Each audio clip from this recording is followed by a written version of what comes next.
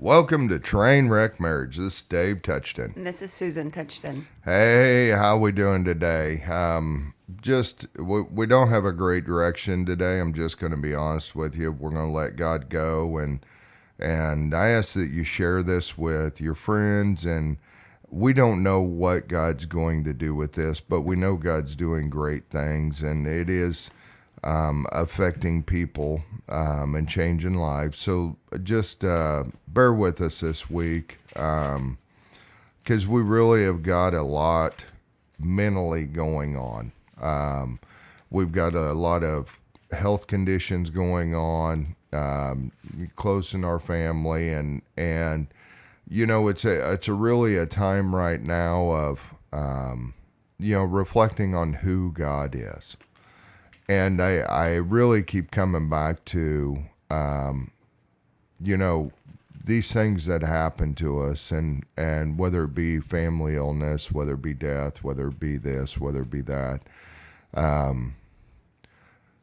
One way of looking at it is, where was God in this? Why didn't he ... And I'm not saying that's not valid. What I'm saying is that is one option. The other option, though, is really just saying, okay, Lord, you know what are you trying to show me? And I think that through this situation, what is he trying to show you? I understand sometimes dealing with sickness and a death, it is easy to blame God. I mean, honestly, it is. He should have ... And I'm very big on asking why. But when it comes to illness and death, I ask why a little bit different. Because you're not going to get the answer of why Aunt June died of this. And that one only God's going to be able to answer when you get there. But I do ask God, what are you trying to show me through this situation? Mm-hmm. Because, when it really comes down to it and you're dealing with life or death, you're dealing with family members, you're dealing with whatever struggle's going on. A bad prognosis or, there's different things. But instead of asking why this happened, to me, asking what am I supposed to learn through this becomes productive. Because if we don't, it gets to the point to where we really get focused on why did this happen, which a lot of times, I'm going to say 90% of the time, that's never really answered because we're emotional. We got baggage going on. We only want the perfect answer. And even if God was speaking to us, we couldn't hear him yelling at us of why, because we only want certain answers, I guess. So, I mean, whatever you're going through, which I know some of you are probably going through some things worse than us. Some of you are not, but it seems like a huge deal to you regardless. And so I kind of come to the thought process, over the last couple of weeks as God, what am I supposed to learn through this? Because that's a positive. That's something you can build on, and he will answer those questions. And I've seen it multiple times in my life where he has answered directly of after time, and after I can sit back and look, it's like, oh yeah, you're wanting to get to know me better. Yeah, and honestly, there's so many things that are going through my head right now. It's just a whirlwind of emotions and stress, and but thankfully, God has given me a peace which really surpasses all understanding. Because I'm not going to go into a lot of detail, but my sister is in Arizona battling the COVID pneumonia, and it's not looking good. And so just all the emotions that go along with that, and the reports of she's doing great, and then literally hours later she's not going to make it, and then she's doing good. She's doing good, and that like it has really been a roller coaster ride for the last 2.5 weeks, and so, but through it all, the world right now is not the world that we know. It's not the world that we expected.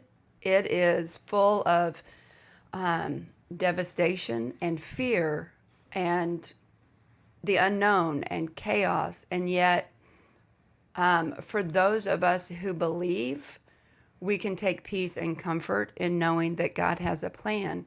And we truly have to believe that, and that his plan is better than our plan.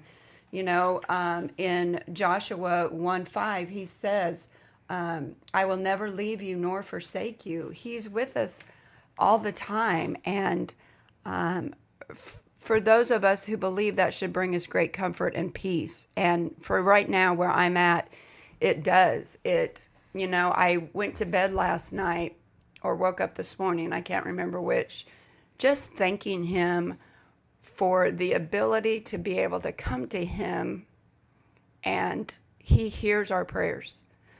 Just getting all the stuff that's inside of me out to someone who loves me unconditionally and more than what I can understand. He is our rock. He is our fortress. He is our strength. He is our comfort. He's our peace. He is our everything. And just thanking him for being all those things that we can't find here on earth. And when we seek him and seek him with all our hearts, he will be found. He's not someone that abandoned us. He's not somebody that leaves us.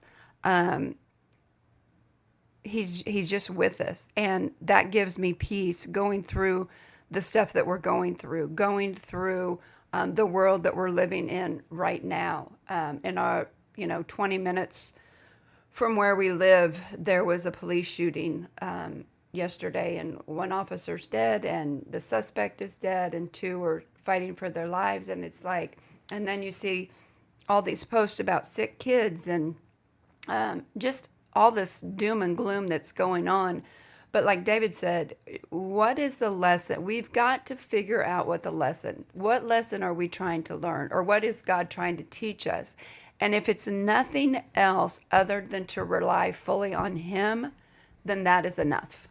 Well, and I think this brings up a couple points in my mind.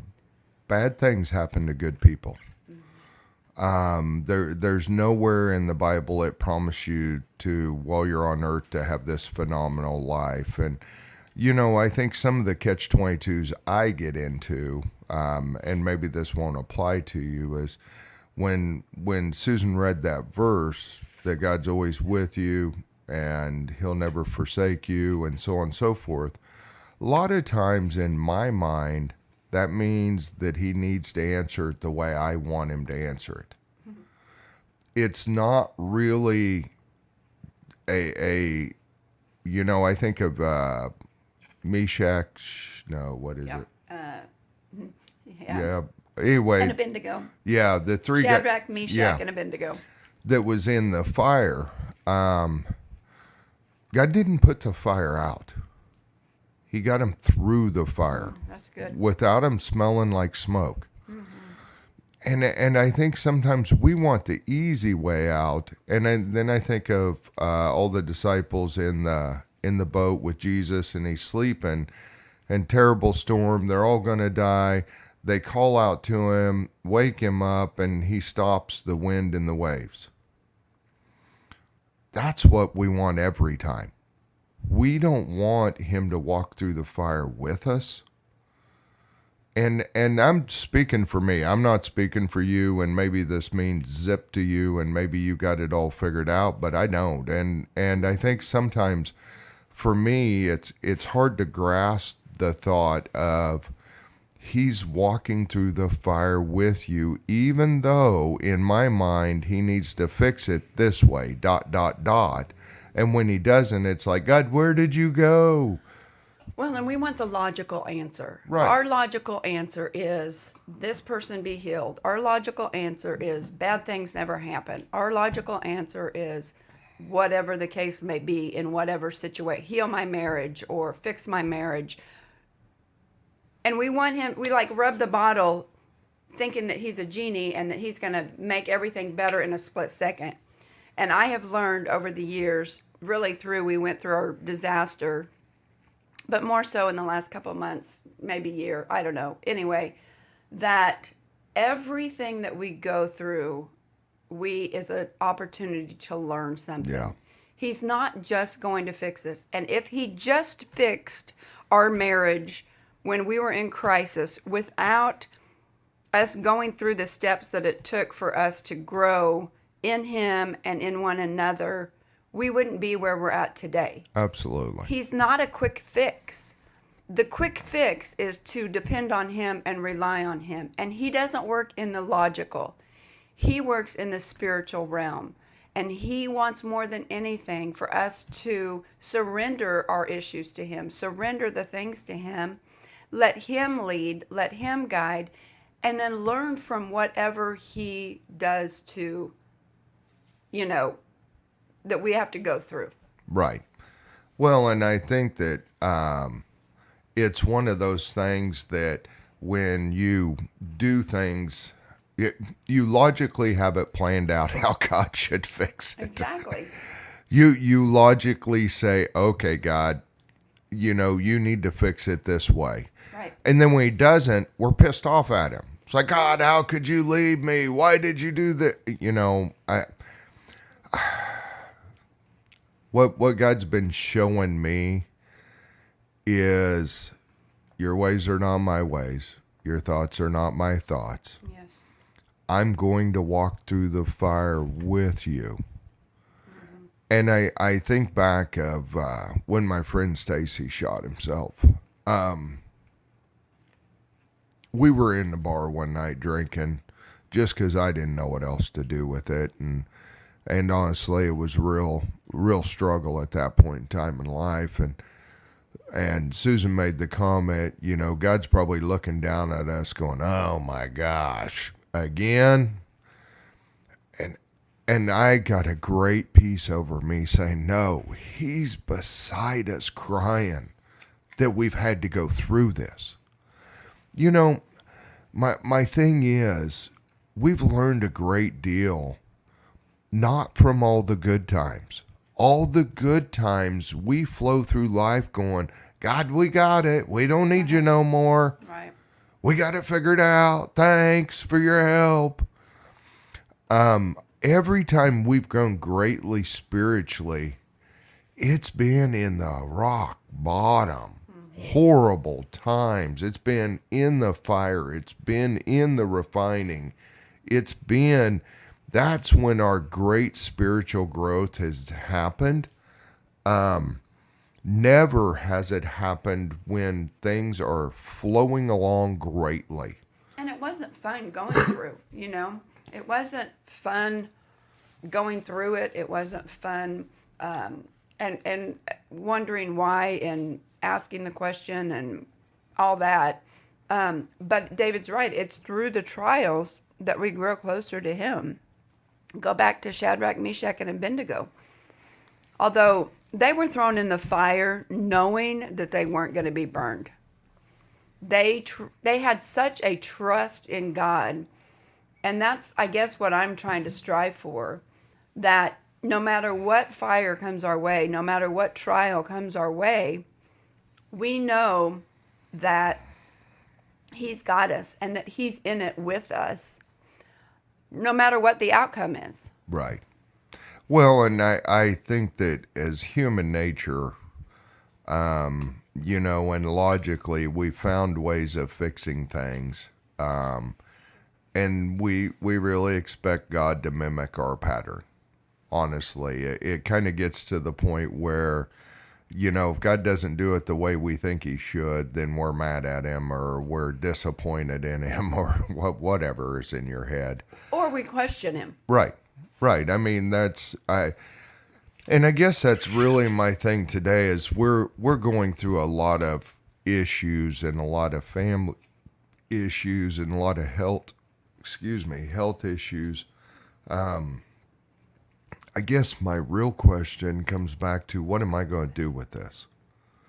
Expect God to ...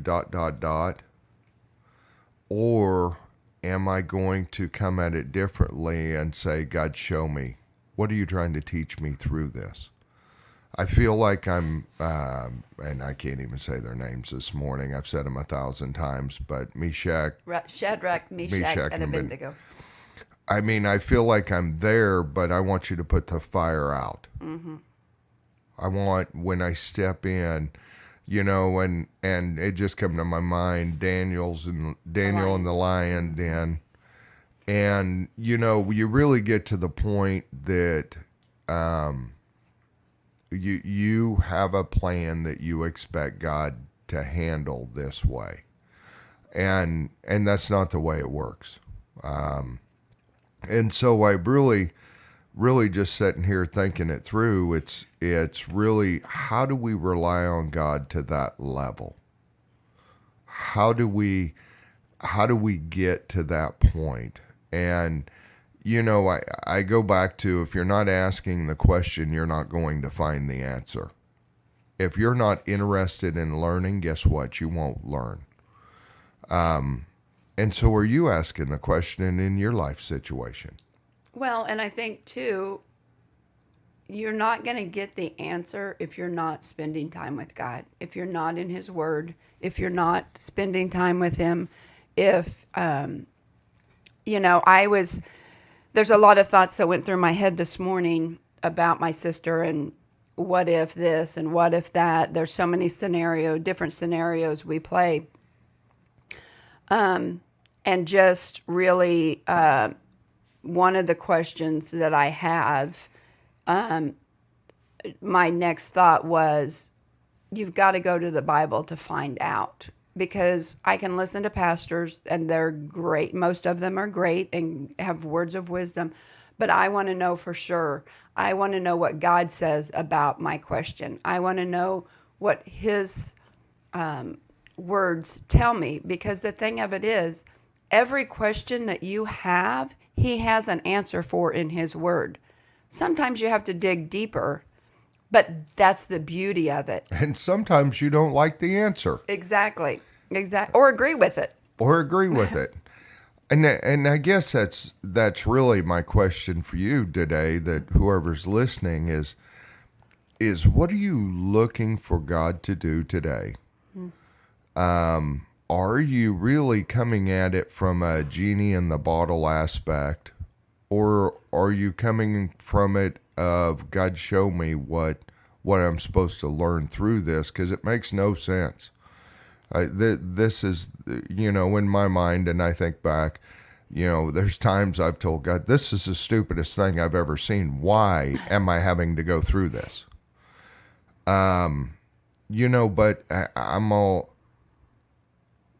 in our depths of our worst times that we've had in our marriage, in our life, we've had two choices. We either blame Him and turn from Him, Yes, and walk away and try to solve them ourselves, or we go to Him and say, what am I supposed to learn? surrender it. And what does this look like, Lord? I'm confused. I'm lost. I think your plan sucks.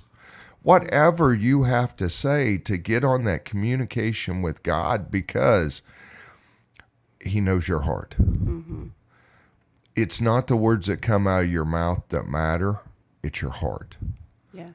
And it's how you communicate to Him, because I think of, so many stories in the Bible where, one where Jesus says, you are healed because of your faith.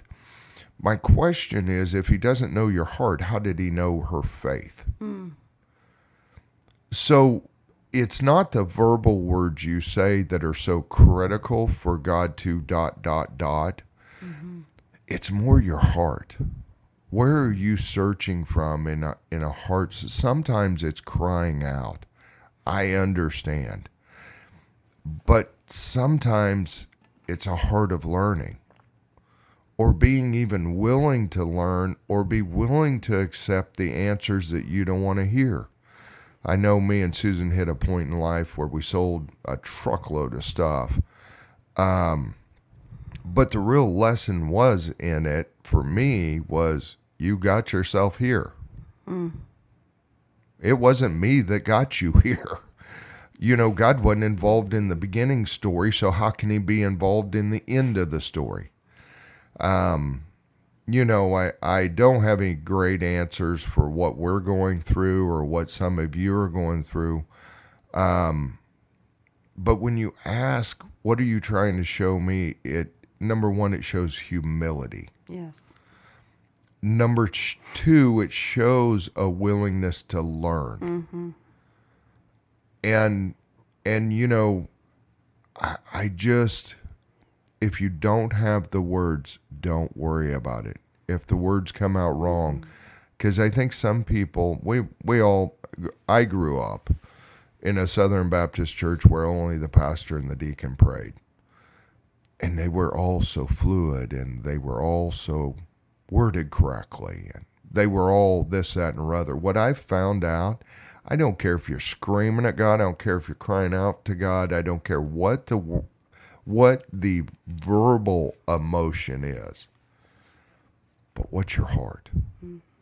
Well, and that last night we got some not so good news. And I just, you know, we've been praying for so long for my sister, and it feels like forever. It hasn't been, but I literally had no words. Like, God, I don't even know what to pray anymore. And so just hear my heart. And he does, you know, the Bible says somewhere, and I don't know where, that through our moans, the Spirit will take our request to him when we don't have the words. And so even if you don't have the words, he knows your heart, and he hears them. Allow the Spirit to intercede for you if you can't. And that's right there to myself. Right. And that's what all of this podcast today is. Really doesn't have diddly or squat to do with you. We're just talking through what we're currently going through, and the things we're saying that need to be done are only really for us. And if somebody gets something out of it, it's a bonus. Exactly. No, and I agree with that completely, because you know, it's not easy. You know, Excuse me. they say, I've heard before, you know, money will make you happy, or, you know, and don't get me wrong, worldly, you can do a lot of fun things with money, by all means. But, you know, you think of all the people who had money but yet died. Where was their happiness laid in? And money to me is not a bad thing. I'm not saying that you should give away all your money. I'm not in that camp. But what I'm saying is, if the love of money is your focus and the fun things that money can buy, then if you don't have your health, what do you really have? You can have a gazillion dollars, but if you're on your deathbed, what good does it do? You're still going to die. You're still going to die. So, I mean, I'm talking to myself as well, but it's really one of those things of when you turn and look, what are you expecting out of God today? And you know the list that's in your head. I know the list that's in my head. Are they for God's glory and God doing something cool? Or is it to promote me and where I go? So it's really comes down again. I'm focusing back on the heart. What is your true nature? And if you don't ask the question, you will never get the answer, because you're not looking for an answer. You're assuming you already know. And what I found traditionally through all of our situations, what I thought who I was or what I knew, I was desperately wrong. Desperately wrong, because that was not my true heart. that was not my true. And at the end of it, it was about me. Yeah. And that's so we're going to cut it a little bit short today. It's just there's a lot going on in our heads, and we're struggling. We'd appreciate your prayers because we really we're where you're at. We don't know, and there's a lot of situations currently going on that we're involved in to where we're just trying to seek God and say, okay, I don't understand this. I do expect healing, but I don't know what that really means in my head. And for God to show us through this situation. Yeah. And I would just, no matter where you're at, good, bad, ugly, or indifferent, I would just encourage you and ourselves to go out and love other people like Jesus does. Because our world is in a shambles all by itself, and people just need to know they're loved. And if you haven't been loved like Jesus loves and you've got more hurt, ask, Lord, show me how to love someone like you love them. Yes. It is capable. That is the reason why we're married. Yeah. Is because, when things get bad, what I find out is I'm looking at Susan through my eyes and seeing a broken and flawed person. And she's looking at me through her eyes and seeing a broken and flawed person. We're not seeing each other through God's eyes. So just a little bit of encouragement. God's got this. It may not be what we got planned, but he does have this. Guys, we love you. Share the podcast, and we appreciate all you guys listening. Have a great day.